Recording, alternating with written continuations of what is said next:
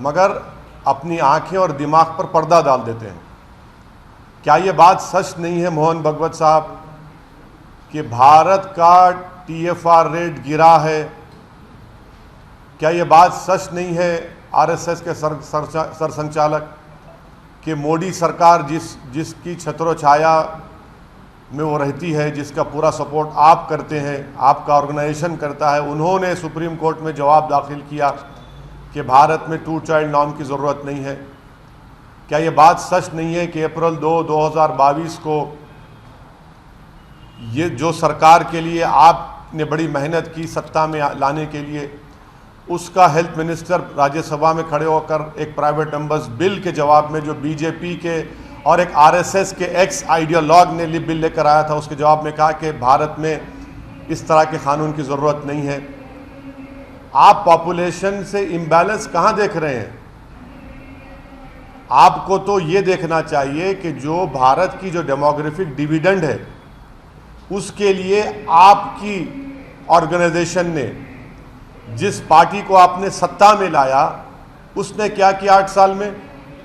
क्या पूरे विश्व में कोई देश ऐसा नहीं है जहां पर 50 साल से 50% आबादी 25 साल की उम्र की है, 60% आबादी 40 साल की उम्र की है? आपने उनको रोजगार क्यों नहीं दिया?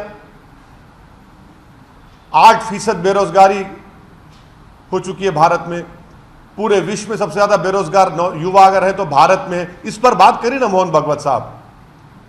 जिस पार्टी को आपने सत्ता में लेकर लाए हैं 8 साल से, 60 लाख नौकरियां केंद्र सरकार में, और आज प्रधानमंत्री कहते हैं कि 2 साल में 10 लाख देंगे। भाई वो क्यों नहीं देंगे पूरे 60 लाख? आप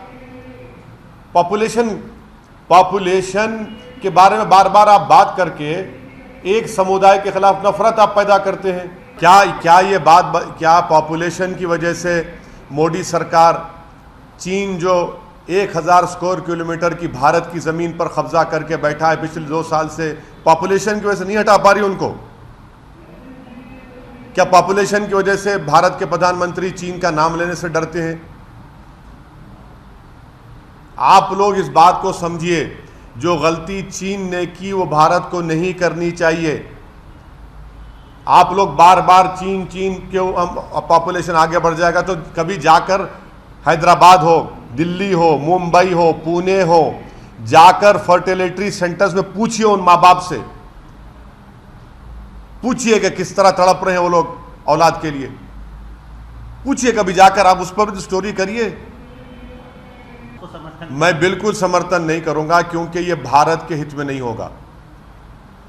और खुद मोदी सरकार जो ये बात कह चुकी है ना, सुप्रीम कोर्ट में आपने एफिडेविट दिया, पार्लियामेंट में आपके हेल्थ मिनिस्टर ने कह दिया, अब आप हेडलाइन चलाएंगे ओवैसी ने यह कहा है।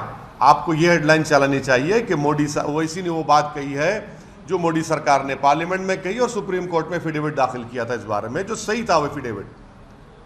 खुद ब खुद भारत का पॉपुलेशन TFR रेट डिक्लाइन हो रहा है।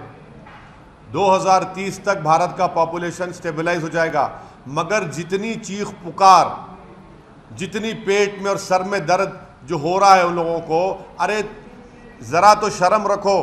जो डेमोग्राफिक डिविडेंड भारत में है, हमारे भारत की 50% आबादी 25 साल के कम उम्र के युवाओं की है, कुछ तो करो उनके लिए।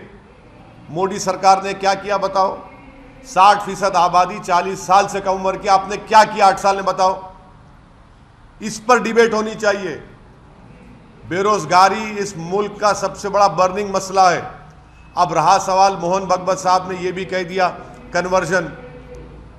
क्या कन्वर्जन से भारत को क्या ताल्लुक मोहन भागवत साहब? बताइए मोहन भागवत साहब के क्या भारत का कोई रिलीजन है? भारत का कोई रिलीजन नहीं है। भारत सब रिलीजन को मानता ही है, भारत की खूबसूरती है। भारत का कोई रिलीजन है क्या? आप चाहते हैं कि भारत का एक रिलीजन हो जाए, RSS चाहती कि भारत का एक रिलीजन हो, एक कल्चर हो, एक जबान हो। ये नहीं हो सकता। इसलिए नहीं हो सकता क्योंकि भारत एक मल्टी कल्चरल मुल्क रहा है और रहेगा। क्या आप साउथ की तहजीब को नॉर्थ में फोर्सबली इंप्लीमेंट कर सकते? नहीं कर सकते।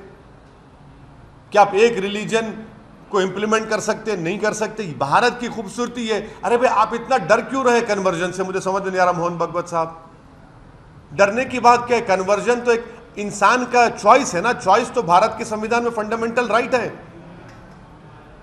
पुट्टू स्वामी जजमेंट के बाद मोहन भागवत साहब, चॉइस एक फंडामेंटल राइट बन चुका है। कोई मजहब चेंज करेगा उससे तकलीफ क्या, आपको क्या हो रही है? कोई भगवान को नहीं मानता, ठीक है। यही तो खूबसूरती है भारत की। और देखिए मोहन भागवत साहब, एक बात याद रखिए, हिंदुत्व में और भारतीयता में बहुत फर्क है। हिंदुत्व में और भारतीयता एक नहीं है मोहन भागवत साहब, ये दोनों अलग अलग चीजें हैं। सर, क्या आप कहना चाह रहे हैं कि कन्वर्जन सही है? अगर आपका मन लगता है कि मैं कन्वर्ट करना चाह रहा हूं, तो मैं कौन होता हूं रोकने वाला आपको? मैं कौन होता हूं रोकने वाला आपको? कन्वर्जन जबरदस्ती पे होते हैं। अगर देखिए सुप्रीम कोर्ट के जजमेंट्स है, किसी कन्वर्जन छोड़िए, किसी पे भी जबरदस्ती नहीं कर सकते आप। भाई आप तो नाम पूछकर मारते हैं, वो जबरदस्ती नहीं है। गोश्त रखने के शुबे में आप वीडियो बनाकर मारते हैं, वो क्या है फिर? अगर कोई कन्वर्ट होना चाहता है, जैसा कि एक वो एक्स उत्तर प्रदेश के वक्फ बोर्ड चेयरमैन थे, वो कन्वर्ट हो गए, उस पर मोहन भागवत बोलो,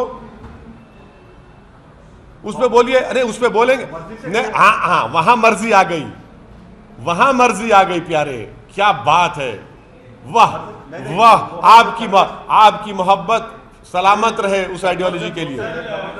सुनिए, मोहन भागवत साहब को संविधान पढ़ना चाहिए। आप संविधान को कब माने हमको मालूम। अब भारत 75वीं आज़ादी यौम आज़ादी मनाने जा रहा है। तिरंगे को आप कब माने? ऑर्गेनाइजर पढ़ लो आप।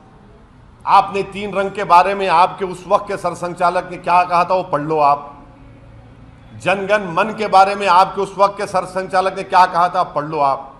मोहन भागवत साहब, मेरी आपसे गुजारिश है कि डायरेक्टिव प्रिंसिपल्स पढ़िए भारत के संविधान के। आप लोग के दिमाग में खाली 44 घुसा हुआ है। क्या डायरेक्टिव प्रिंसिपल में नहीं लिखा गया कि जो कमजोर होगा उसको ताकतवर बनाया जाएगा? सोशली कमजोर होगा, ताकतवर बनाओ। इकोनॉमिकली कमजोर होगा, ताकतवर बनाओ। पॉलिटिकली कमजोर होगा, ताकतवर बनाओ। यही तो बात है, इक्वालिटी अमॉन्ग इक्वल्स की बात करता है संविधान। ये समझते नहीं, समझना नहीं चाह रहे इन चीजों को, जानते हैं मगर अपनी आइडियोलॉजी उन पर इतना गालिब आ चुकी है कि किसी को सच्चाई को दूसरी मानते ही नहीं है, बस अपने आप को सच मानते हैं। सच्चाई संविधान है, उसको मानना पड़ेगा। अब एक बात सुनिए, हम तो जो किताब जिन्होंने छपाया उनसे हम रिक्वेस्ट कर रहे हैं कि भाई प्रोसीजर पे तो बात कर लो, पार्लियामेंट के रूल्स पे तो बात कर लो। बिल आता है सरकार का, एक ही दिन में बिल आता है, मेंबर्स कैसे पढ़ेंगे? और उसको स्टैंडिंग कमेटी रेफर नहीं करते, वो क्या रूल प्रोसीजर में नहीं है? रूल प्रोसीजर के तहत स्टैंडिंग कमेटी रेफर नहीं करते। और अनपार्लियामेंट्री वर्ड के दूर की बात, वो अहम नहीं है, कंटेक्स्ट अहम है। जो कंटेक्स्ट होगा अहम है। अब कंटेक्स्ट क्या है कि मैं बोलूंगा कि मैं मोदी सरकार पर फूल फेंक के मारूंगा क्योंकि आपने नौजवानों को बेरोजगार बना दिया। मैं कहूंगा पार्लियामेंट में खड़े होकर कि मैं देश के प्रधानमंत्री और उनकी सरकार पर फूल फेंक कर मारूंगा क्योंकि देश के युवाओं का मुकद्दर बेरोजगारी बना दिया। तो क्या फूल को अनपार्लियामेंट्री बना देंगे आप?